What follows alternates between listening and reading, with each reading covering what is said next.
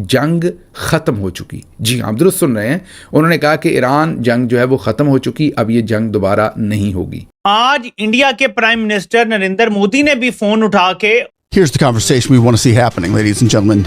Trump has called Narendra Modi. No, listen here. Trump doesn't call anybody. Trump never called Pakistan. Trump never called the UK.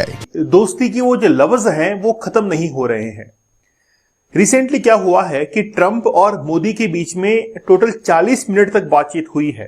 ताल्लुकात होते हैं बराबरी की सतह पर। आपके घर दाने हों, आपके एक हाथ में कशकोल हो और एक हाथ में दूसरा उसके हाथ में दिया हो, ताल्लुकात नहीं होते। आपको याद होगा कामरान शाह साहब, जनरल बाजवा साहब की एक ब्रीफिंग थी। ये महज एक मिसाल नहीं, सूरत वाक़या है कि पाकिस्तान बनने से लेकर आज तक चंद को छोड़कर हर बड़े आदमी ने अपना सब कुछ मुल्क से बाहर मुंतकिल करने में कभी कोताही नहीं की। पहले हर बच्चे के ऊपर किसी जमाने में कहते थे कि जो बच्चा पैदा होता है उसके ऊपर 1 लाख रुपया कर्जा होता है। उसके बाद सर वो 2 पे गए, 3 पे गए, 4 पे गए। This is when India and the United States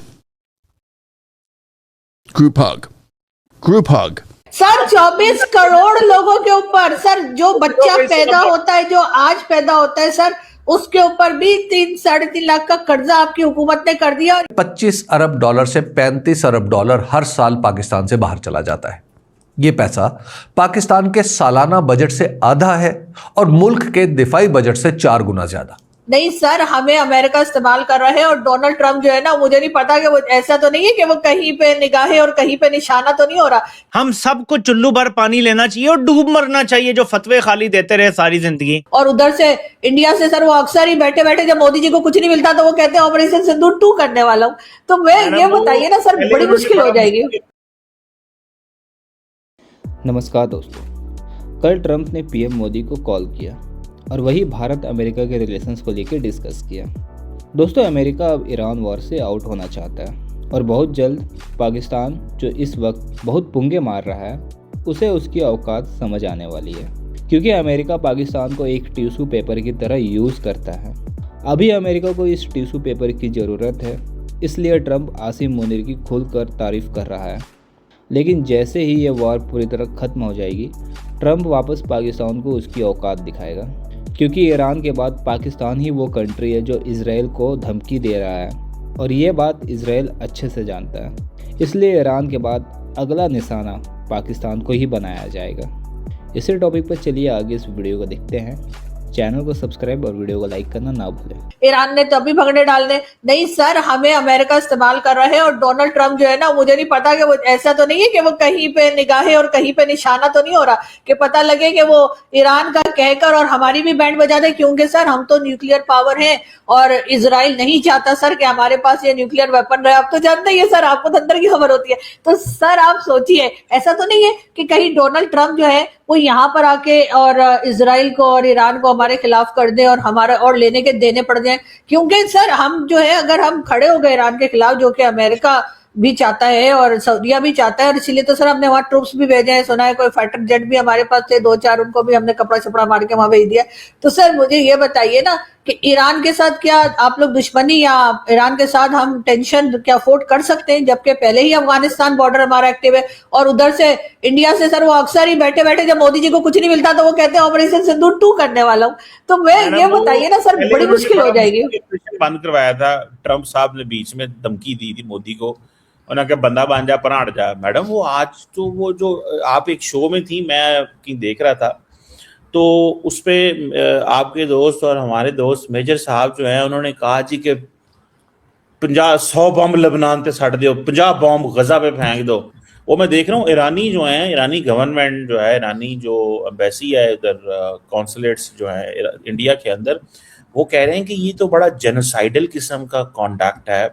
ठीक है, ये आपने क्या बात की है कि this is called classic gas lighting. ठीक है जी, तो मतलब क्यों वो मारना चाहते हैं मुसलमानों को गाजा के अंदर मेजर साहब, और क्यों मारना चाहते हैं लेबनान के अंदर मुसलमानों को? मैडम क्या आप तो शो में बैठी हुई थी, वो वीडियो बड़ी वायरल चल रही है इस वक्त पूरी दुनिया के अंदर।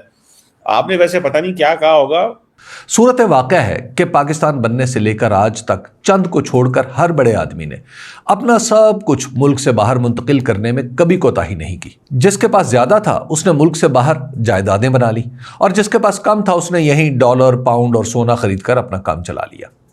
1980 की दिहाई में अफगानिस्तान में सोवियत यूनियन के खिलाफ जंग में हम हिस्सादार हुए तो वतन अजीज़ में अमरीकी डॉलर बड़े लोगों की करेंसी हो गया और आम लोगों के लिए ख्वाब।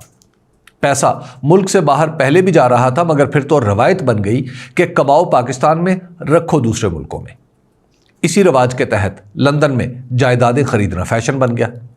इसके बाद चल सो चल दुबई, इटली, स्पेन, पुर्तगाल और न जाने कौन कौन से मुल्कों में पाकिस्तान में जायज़ और नाजायज़ हर दो तरीक़ों से कमाया हुआ पैसा बाहर जाने लगा।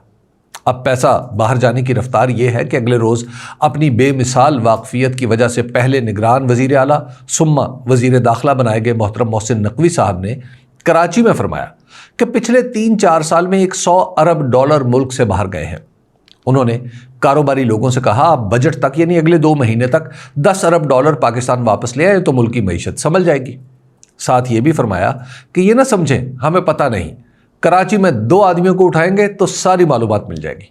ये तकरीबन उसी तरह की धमकी है जैसे मौसूफ ने कोयटा में लगाई थी कि बलूचिस्तान की दहशतगर्दी एक ऐसा चौकीमार है। उसके बाद जो कुछ बलूचिस्तान में हुआ सभी जानते हैं। वैसे तो 3-4 साल में 100 अरब डॉलर का बाहर जाना खुद आंजनाब उनके साथियों और सरपरस्तों के खिलाफ सबूत है, मगर इस पर ज़्यादा जोर दें तो जोर देने वाला जोरावरों का निशाना बन जाता है। इसलिए ये बात यहीं तक ख़त्म समझें। खैर, पिछले 3-4 साल और 100 अरब डॉलर का हिसाब करें तो इसका मतलब है कि 25 अरब डॉलर से 35 अरब डॉलर हर साल पाकिस्तान से बाहर चला जाता है। ये पैसा पाकिस्तान के सालाना बजट से आधा है और मुल्क के दिफाई बजट से 4 गुना ज़्यादा। सवाल यह है कि आखिर ये पैसा मुल्क से बाहर क्यों जा रहा है? इसका जवाब सीधा है, लेकिन सीधा जवाब देते हुए मुझे खौफ आता है। इसलिए मैं 2 मिसालों से वाज़ेह करना चाहता हूँ। आज से 10 बरस पहले की बात है, मेरी एक साथी सहाफ़ी पाकिस्तान से यूरोप मुंतकिल हो गई। कुछ अरसे बाद उन्होंने मुझे फ़ोन पर कहा कि मैं उनके लिए पाकिस्तान में कोई प्लॉट या अपार्टमेंट ख़रीदने में मदद करूं। मैंने उनका राब्ता एक जानने वाले प्रॉपर्टी डीलर से करा दिया क्योंकि मैं इतनी ही मदद कर सकता था।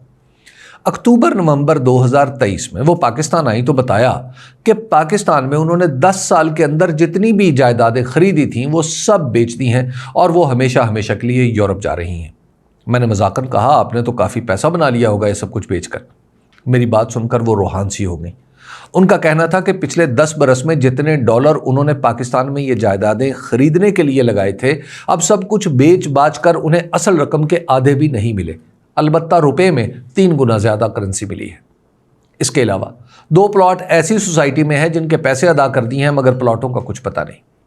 यह है पाकिस्तान के अंदर बैरून मुल्क पाकिस्तानियों की छोटी सी सरमायाकारी का अहवाल।